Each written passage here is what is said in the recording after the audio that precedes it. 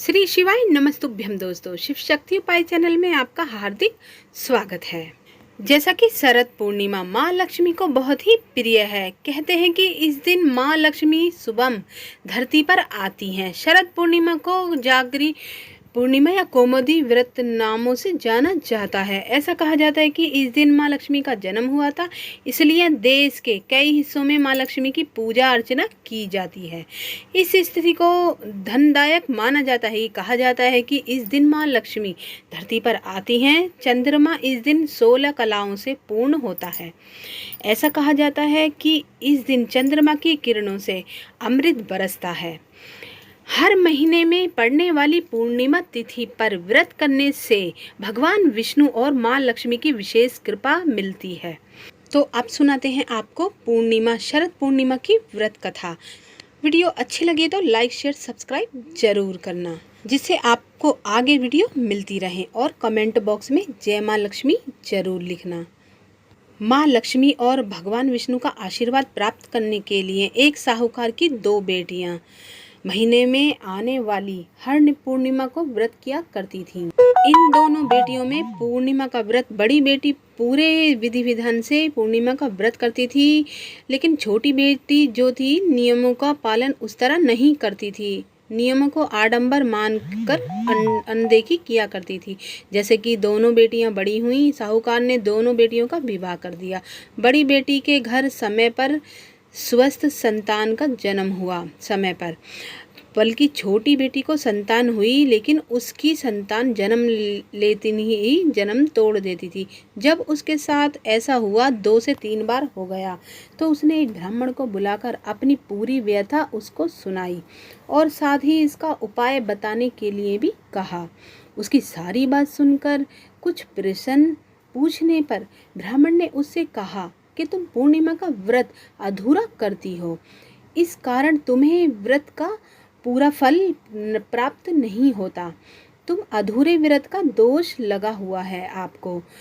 ब्राह्मण की बात सुनकर छोटी बेटी ने पूर्णिमा का व्रत पूरे विधि विधान से नियम करने का ले लिया, लेकिन पूर्णिमा आने से पहले ही उसने एक बेटे को जन्म दे दिया। जन्म लेते ही बेटे की मृत्यु हो गई। इस पर उसने अपने बेटे को जब शव था उसके पीढ़े पर, उसका जब बेटे का शव था उसको पीढ़े पर रख दिया और उस पर कपड़ा ढक दिया।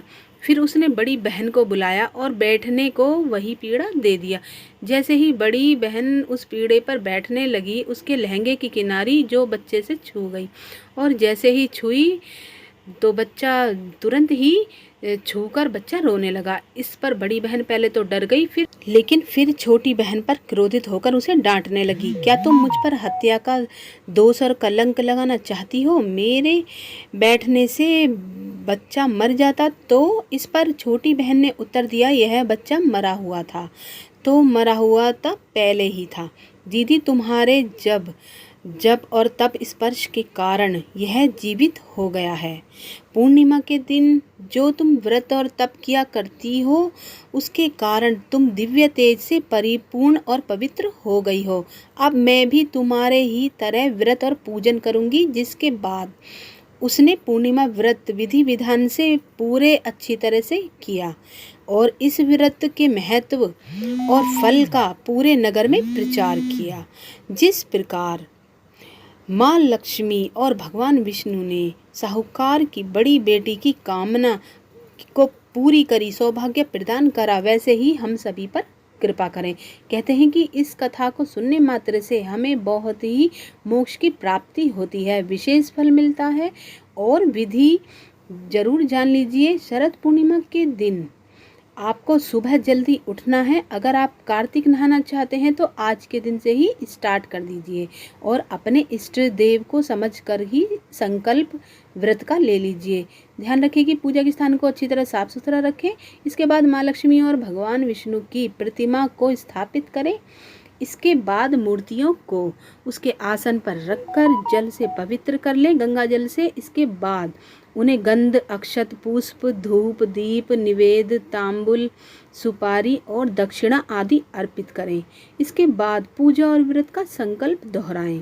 याद रहे कि भगवान की प्रतिमा के सामने शुद्ध घी का दीपक जलाएं। गाय का घी का हो तो बहुत ही अच्छा है। साथ ही माता पार्वती और विष्णु को पीले रंग की मिठाई से भोग लगाएं। साथ ही उन्हें लाल और पीले रंग के फूल अर्पित करें। शाम के समय चंद्रमा निकलने पर मिट्टी के 100 दिए या फिर आप अपने सामर्थ्य अनुसार देसी घी के या गाय के घी का अच्छा हो तो बहुत ही अच्छा है, दिए जलाएं। साथ ही रात को छोटे बर्तन में खीर रखकर उसे चंद्रमा की रोशनी में रख दें, चलनी ढककर, और अगले दिन ब्रह्म मुहूर्त में स्नान आदि करने के बाद माँ लक्ष्मी को सबसे पहले खीर को अर्पित करें। फिर प्रसाद रूप में पूरे परिवार में खीर लोगों को खिलाएं, जिससे बहुत ही पुण्य की प्राप्ति होती है और हमारी जो बीमारियां होती हैं, रोग होते हैं, वो भी मिट जाते हैं।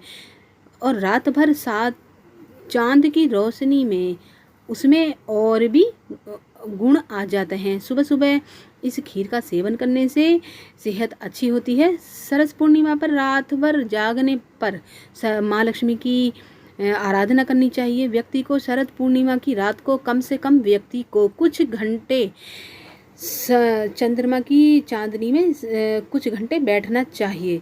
इससे बढ़ने वाला जो अमृत होता है वो दमा रोगियों के लिए बहुत अच्छा होता है। लंकापति रावण शरद पूर्णिमा की अपनी नाभि पर ग्रहण करते थे। लंकापति रावण, इसलिए उसे पूर्ण युवक शक्ति मिलती थी। चांदनी रात में कम वस्त्रों में घूमने वाले व्यक्ति को ऊर्जा प्राप्त होती है, जिससे स्वास्थ्य अच्छा होता है।